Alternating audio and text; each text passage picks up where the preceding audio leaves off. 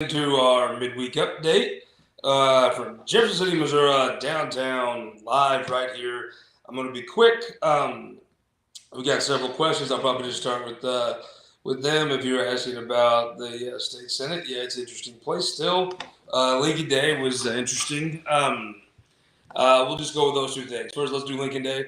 Um, the Senate leadership said they were going to run the Senate through Lincoln Day. What are these congressional maps? They did not do that either night. They wanted to ask him to talk to the congressional delegation. The truth is, normally what I've seen is the congressional delegation gets a map together. They all agree on it, will back and lobby their legislative delegation for support on. Then they send it to Jeff City, and then the Jeff City folks will tweak it just a hair, just kind of say they did.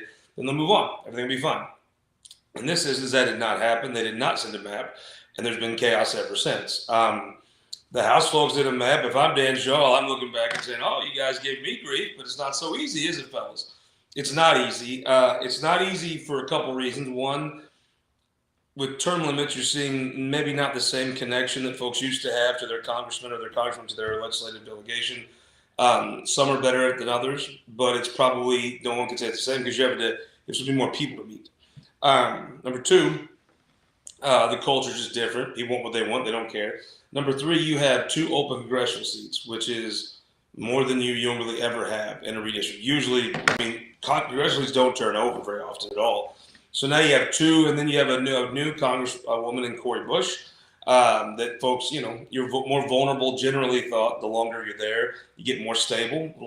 I think there's some folks who would say she's a little more vulnerable than others. Trying to think back, thinking back, 2 congressional seats open during redistricting is an interesting thing. Never really seen that before. May never see that again, frankly. But the fight is on. It's going to be. It's just like everything. It's just a fight anymore.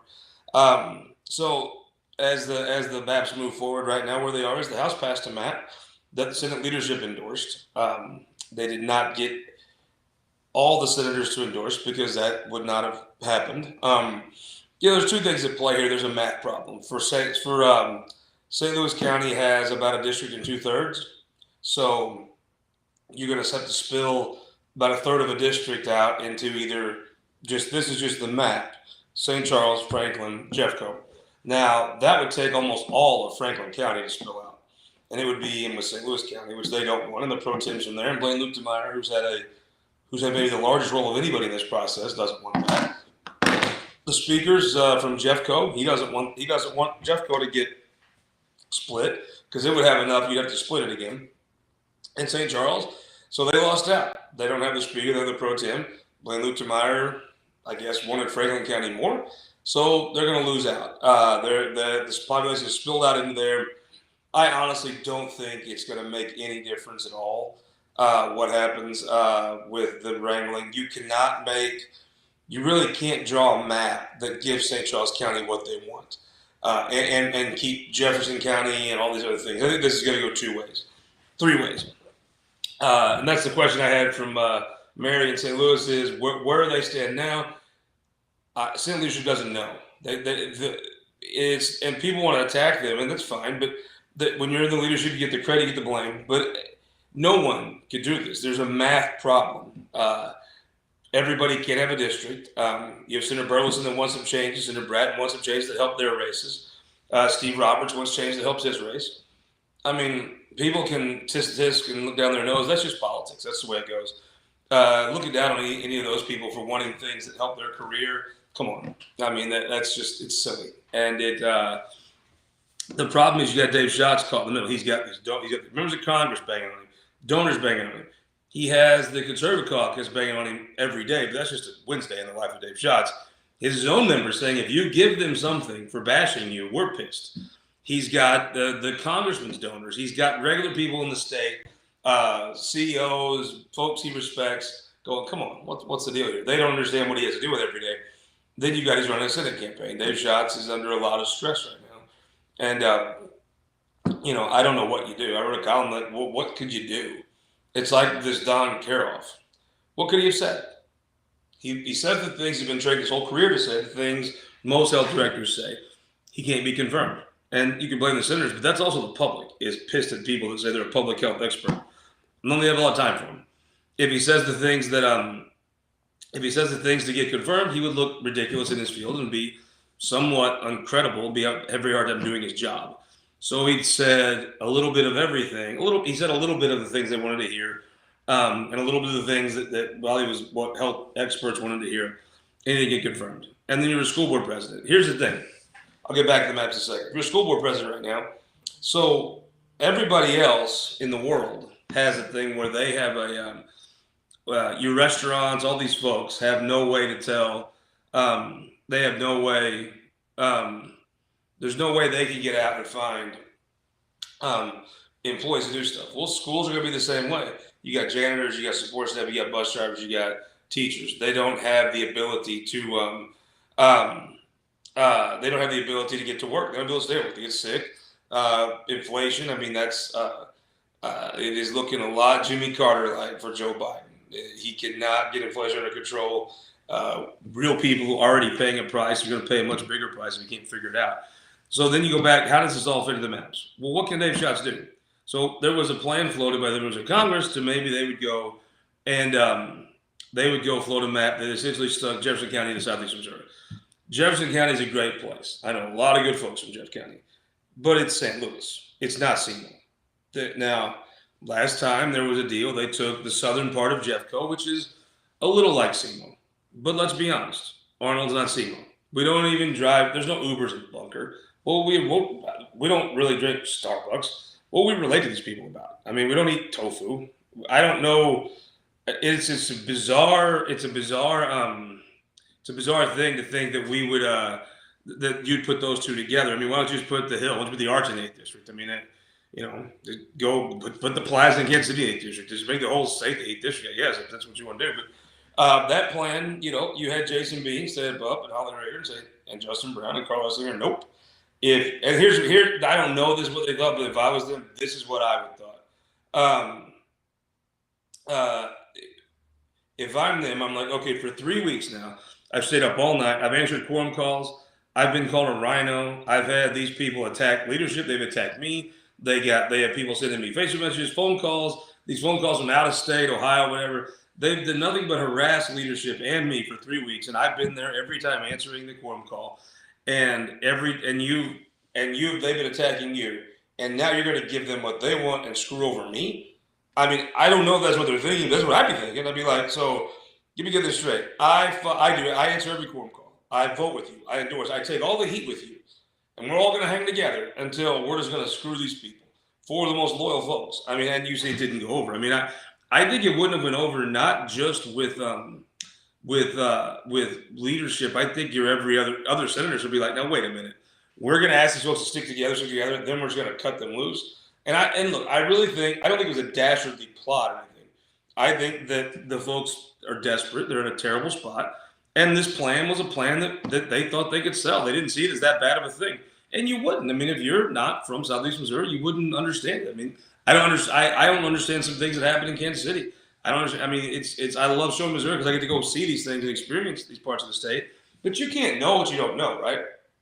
So going forward, the truth is I think they're stuck. They have 3 options here. There's a compromise map that Caney's sticking around. Senator Caney is known for, he's actually, Twitter people have an impression of Senator Caney because he does have some pretty aggressively right views, right of the spectrum. But he actually is known for being a compromiser. Even Democrats, the best Democrats you love also think Senator Caney is a very good person to deal with. And so he's got a compromise map. Probably will fix Steve Roberts' issues, give him a little better chance to run. Probably fix. If the rule is you have to vote for the map to get your changes, it's probably not worth it to Senator Burleson to vote for the map. Because Mike Mooney ain't voting for the map. Doesn't matter what you do. Senator Moone's probably just hard no. Senator Bratton's getting such a great deal out of the map that I saw Friday night that he probably votes for the map to take that deal. He's coming out like a bandit. He should wear a ski mask when he votes for that map. I mean, he's coming out great. And good for him. I mean, if you want to look down your nose and you want to play bare knuckle politics and win, whatever. It's just jealous people that wish they could do it. Good for Senator Bratton. If he can get a deal, look, good for him. Folks that want to act like that's a bad thing or whatever, whatever, just because you couldn't pull it off. So I think that either this compromise goes through. Then what's the House do? I'm of the belief there's not 82 votes left in the House for this map. I do believe that, if they all leaned in and got it done, they could do that. I'm of the belief that they probably can't. That's just my opinion. Sometimes people say, we can't get it back through the House for whatever reasons. Normally that's bull. This might be one that's true. If Susan Glenn, who's going to be on the show, by the way, Friday, if she does come through, then she'll be, then I would, if you're a regular state rep, why do you vote for a map that anybody that's ever talked to you doesn't want? And that Missouri Right to Life is breathing down your neck about. I just don't know why you do it. You do it because leadership asks you to do. Maybe they can pull it through if they can. It'd be a really impressive feat.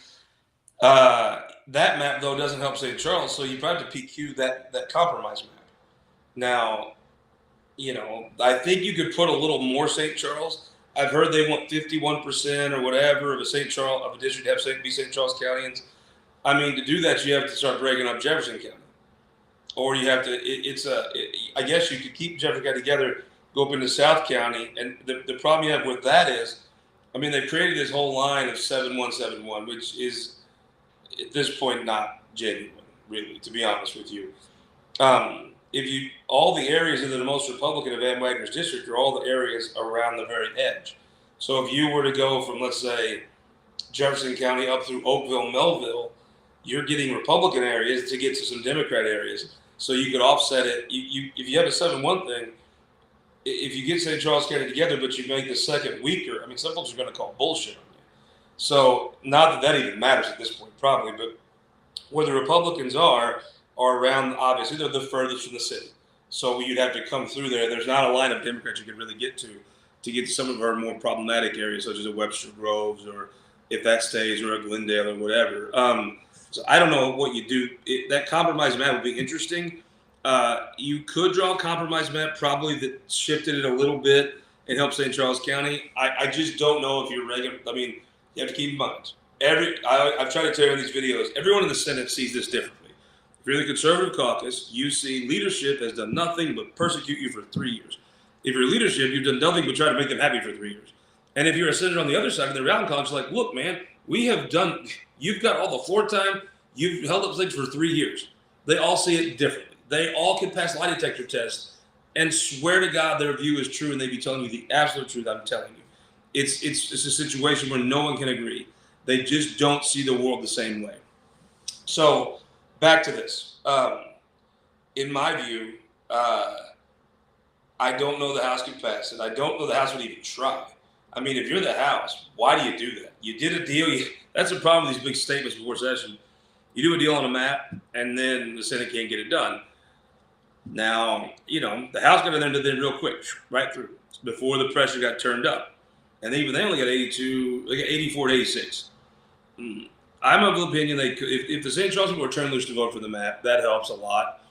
But if they're not, I don't really know how to get back to the House. So the second option is you PQ the House map. Now, there's a couple things that the state needs to do. I don't know why they didn't do a special session. Probably because the Kim Gardner room was such a nightmare. And I think people are wishing they would have done. If you want a bunch of laws changed, you wish they would have done the maps in special session. If you're very fine and you think the citizens are better off without more laws, you're thrilled they're doing the maps in session. But they got a bunch of money from the federal government. We either spend or we give it back and they'll send it to California. That's the truth. Not Montauk County, the one with all the liberals. So they got to spend this money. It's such a huge amount. If they start having to PQ things, I believe they would PQ this. This House has a plan. The Senate wants to change.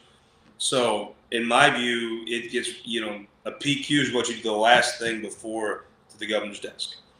I think they would PQ this, and I think if I'm Bob Onder and I'm all in on this map, and all I care about is me having a congressional district I can run in, what do you care about the ARPA money or whatever they call it, the federal government money? I don't know how far he would push that, but from the looks of everything I've seen in the state Senate is everybody's nuclear war on everything. Why not this? So that's got to be done before spring break. My gut is that'll be pushed to the brink like everything they do, and we'll see how that goes. But that has to be done. You got to do a budget. Then last night, the Senate goes again. If your belief is the state Senate exists to pass out a bunch of bills, I disagree with you. History disagrees with you. Where do you get the idea the Senate's job is to pass a bunch of bills? So they had fast track. Senator Huff has he really isn't an outspoken critic of the Conservative caucus. Just on the floor, if they mess with him, he pushes back pretty good. So we had a fast track with the governor once. Essentially, it helps you if you're in a job right now, like if you're working at Wendy's, and you want to go learn computer coding or a couple high placement jobs. The state will help train you to do that because you're more valuable to the state. We can attract better employers. You'll pay more taxes. It'll just be a better situation. It's a really good program. Makes tons of sense. I think today they're going to go back to they've changed it up to some version of it. And I mean, look, here's the thing. All right. Here's the thing. This is what I think happens, right? So somehow the leadership said, "I'm not interested in conservative caucus bills." Fair enough. That's what they said. Whatever. I didn't hear it. That's what Senator Hoskins said they said. So Senator Hoskins pulls out a CRT bill. He pull out a bill about not letting boys that are transgendering or transitioning play in female sports. Okay. You know what? I believe the legislature would pass those bills. They're called kind of like okay, you got this friend who lives their life on for Facebook, right? Or whatever, Insta, Twitter, everything they do, they put on the internet because they're trying to they're trying to make it they're trying to brag about stuff, right? They want to put off a false narrative. How many times, you watch this, the pictures of two people together spike right before a divorce, right? Because you're putting on a facade. There's a lot of people that put on a show on social media that is different than maybe other things in their life. And that's sort of what those amendments do. It's sort of putting on a show. Those are amendments made to try to make people look bad, cast bad votes. What you've seen now is, for the most part, the senators take them up and say, "Okay, fine. I'm not playing the game." Last night, Senator Hoskins was asked by Senator Riddle and Senator Crawford, and I felt like it's sincere. They both like Denny Hoskins is their friend, like legitimately friends. They could see each other 10 years after they're done, and they would pick right up as friends. Denny Hoskins is a very nice guy. And they went to him and said, "How do we stop this? This just seems silly." And he laid out his case as to why he felt like he had to do it this way, and nothing moved forward. But they went on and filibustered until they laid the bill over. Maybe they went back and tried to work on some things and compromises, which I think would be awesome. It'd be great for all those people. But you're seeing the patience is wearing thinner and thinner. And again, it's not really a leadership thing. It's Sandy Crawford is now saying the things she was saying privately on the floor. Jeannie Riddle comes back and is like, "What's going on here?" That's not really her normal take. So, long story short, I believe that there'll be a push to try to do something. I think nothing can happen until the maps, and that's where option 3 happens. I believe Tuesday, if people start filing for Congress, is when the lawsuits will start. You talk to a lawyer about this, talk to 5 lawyers, you get 5 different opinions. Somebody has to do something. They have standing. So if they have standing, I think what'll happen is they'll have the ability to. I think they'll have the ability to go out and then sue, and then maybe a judge will say, "Okay, well, you can't draw a map. Here's a map. You use it until you can draw a map." That might speed the process along. I doubt it. Lincoln Day success. Hat tip to Charlie Dalton, Nick Myers, everybody involved. It was very successful.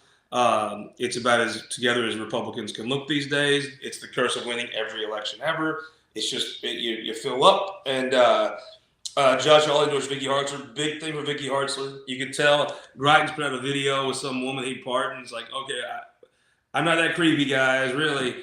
Billy Long went after Hartzler. I thought that Billy Long's funny. I mean, he's the last one you want to go after because he's funny.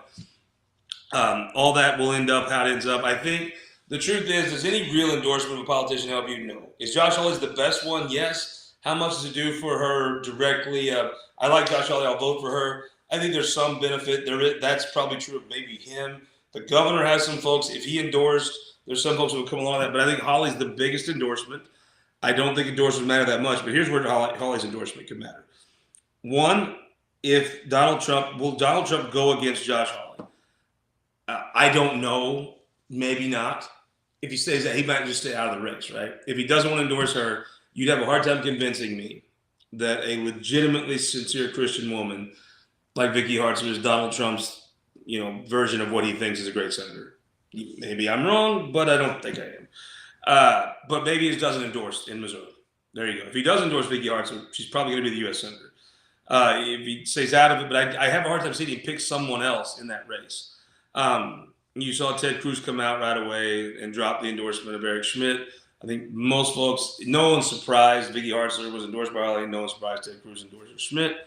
Then playing it forward, it's my belief that that if he raises her money, that'll be the real biggest thing.